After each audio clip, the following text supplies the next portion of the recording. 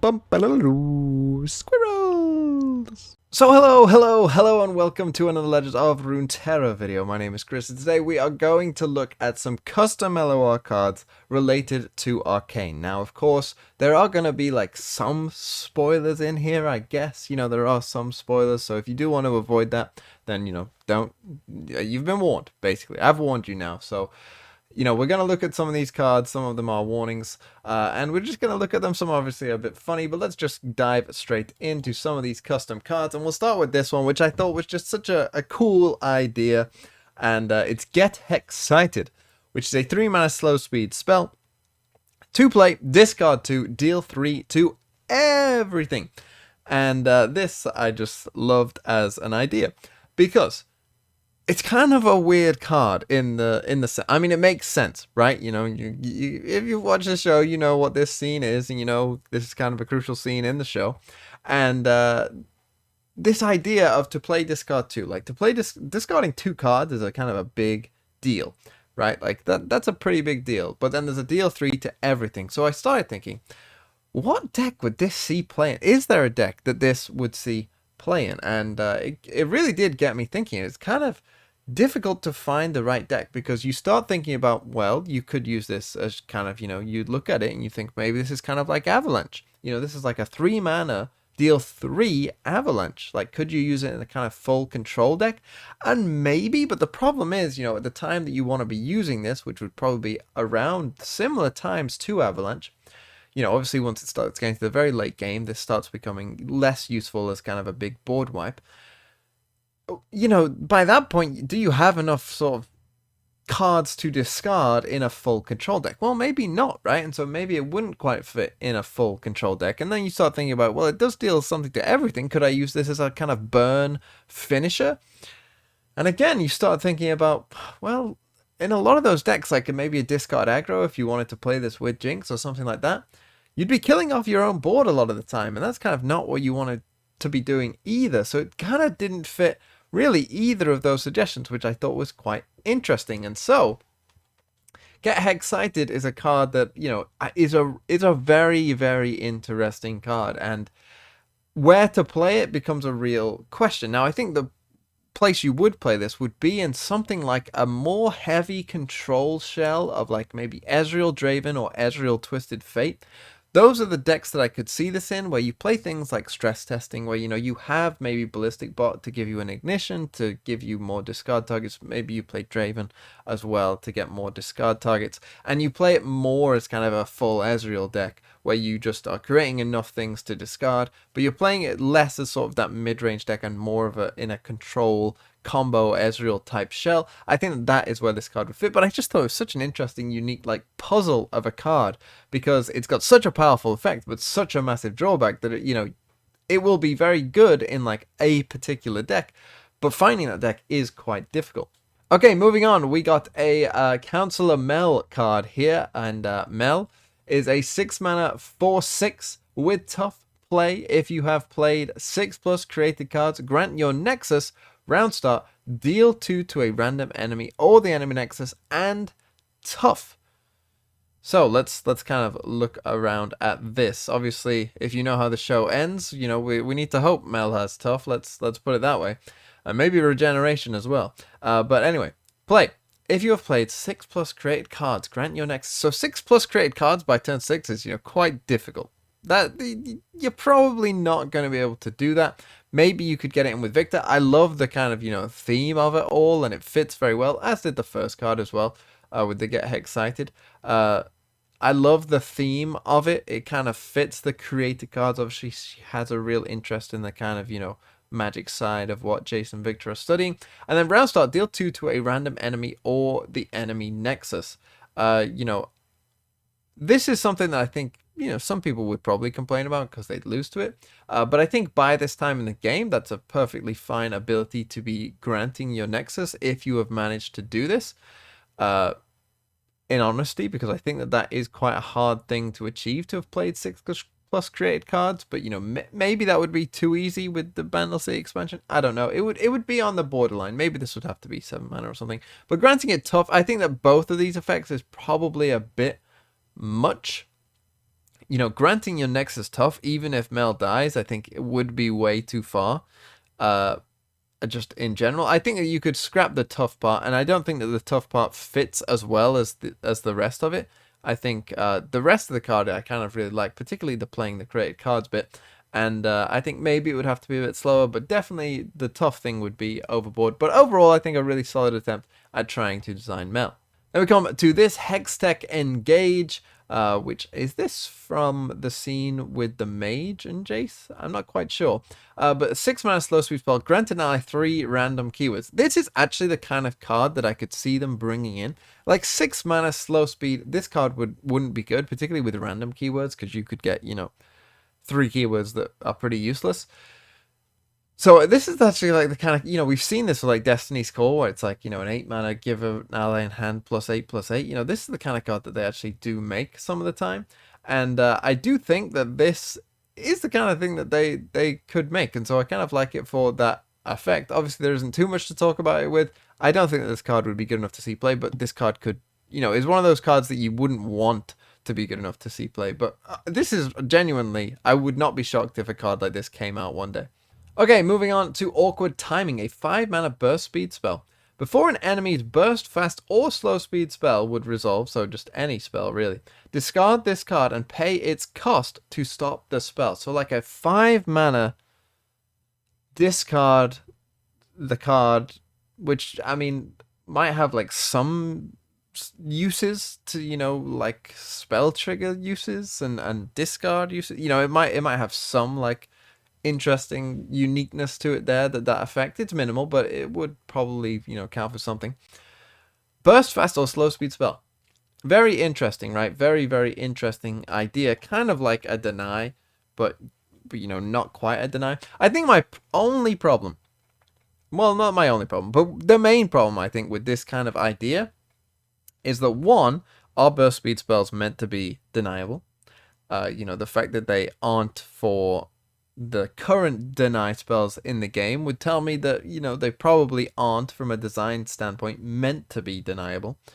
The only second thing would be that obviously the sort of user experience of this, in terms of, you know, after every spell your opponent plays, it has to give you this little sort of, you know, do you want to do this kind of thing. And surely your opponent would then know that you have this card in hand. If like it's pausing, if the game like has to pause every time to let you, even when they play a burst speed spell, it has to pause. That's why I don't, and just another reason why I don't think it could work on burst speed spells is that they would know you've got this in hand as well. You know, oh, I tried to play a troll champ, but the game stopped for a second. Oh, I wonder why that is, right? Like, oh yes, they must have awkward timing. So I do think that would be a problem with the spell, but overall, I kind of, you know, I'm not a massive fan of like deny effects, if I'm being honest. It's not my biggest thing in the game. I think having it in 3 regions would probably just be a bit too much. So overall, I'm not for this card, but I do think the sort of idea of the card is quite interesting. Moving on to perhaps one of the more iconic scenes in the series, or at least for some people, your Hot Cupcake, which is a line that Vi says to Caitlyn, of course. A 4 mana focus speed. Focus speed. You don't get many custom focus speed spells. But anyway, summon Caitlyn from deck. If you have Vi, I am burst and cost 1 less. So, a 4 mana focus speed, summon a Caitlyn. And if you have a Vi, I'm not sure if that's in hand or if you have to have Vi down on the battlefield. I am burst and cost 1 less. Obviously a really like cool idea that fits obviously with the show quite a lot. I don't think they would ever have this kind of burst speed of champions, just because champions are obviously meant to help you win the game. And I think burst, unless it would cost like a lot of mana, but burst speed summoning a champion, it sounds pretty strong. I'm sure many of you will agree. And even focus speed summoning a champion, I think, sounds pretty strong as well. So I don't think they would do this. But I do like the kind of flavor of it, and I like the uniqueness and how it works with the show. So overall, I give credit for that. Okay, now we come to Gimp, which I'm sure you'll recognize this character if you've seen the show. 1 mana, 1/1. Round end, both players discard their lowest cost card as payment for a night with Gimp. Obviously, a bit of a joke there at the end, but I did want to talk about this card somewhat seriously, because this round end, both players discard their lowest cost card. I thought that was like, just like, forget the rest of the card. Just that is a really interesting idea for a card.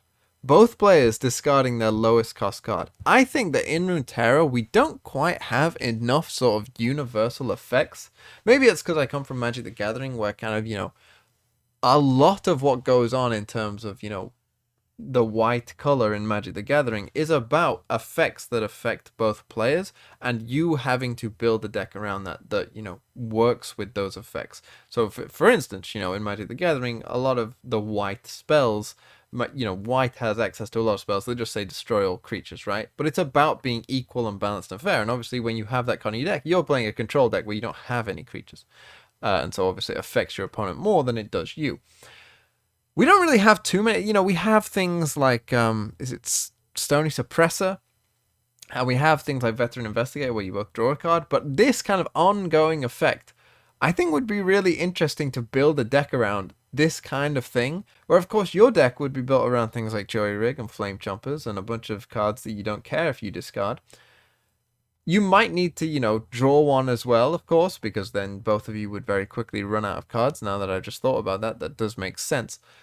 But I thought that this would be a really cool idea as a way of punishing like certain decks, as a way of like punishing decks that, maybe are trying to play a bit greedy or whatever. Well, I'm just going to ruin your early game because, you're going to discard all your early units. And so you're not going to get to play any cards until you've drawn all of your 5 mana cards. I just thought that that was a really cool idea as a whole and would work pretty well in the game, and would kind of be very unique and interesting to build around. Obviously, this is a joke card, but I've kind of turned it into kind of a serious card very quickly.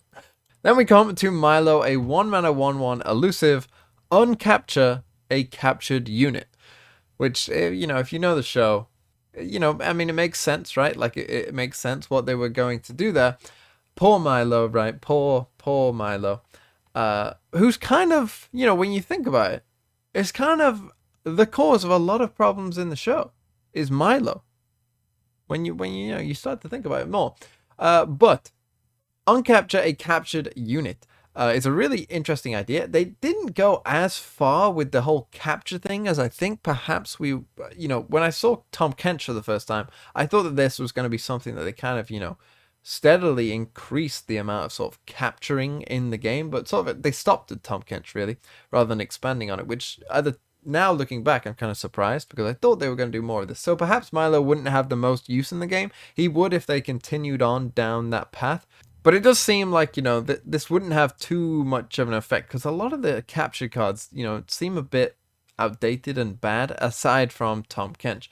So unfortunately, I don't think Milo would have that much use as a whole. But I do like, again, very thematic, very well done as a whole. Now this one I had to include simply for the art alone. It's Time Screw, 1 mana, predict for your opponent. Now predicting for your opponent is pretty funny, right? Like, I'm going to put something on the top of your deck. I'm going to put the worst option on top of your deck. I mean, that's pretty funny just in terms of a card.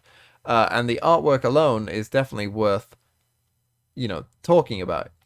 This kind of idea, I mean, it does add more predict into the game. I think that's what the headline of this was. That this is a good way of adding more predict into the game, even if it's for your opponent.